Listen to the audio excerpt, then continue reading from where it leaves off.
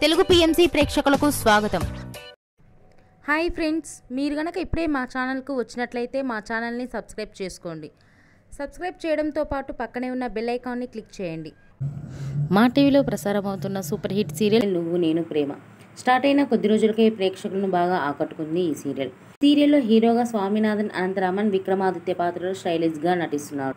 హీరోయిన్గా పవిత్ర నాయక్ పద్మావతి పాత్రలో చాలా చక్కగా నటిస్తుంది. తాజాగా పద్మావతి తన లేటెస్ట్ ఫొటోస్ని అభిమానులతో పంచుకుంది. ఆ ఫొటోస్ని మనం కూడా చూస్తాం.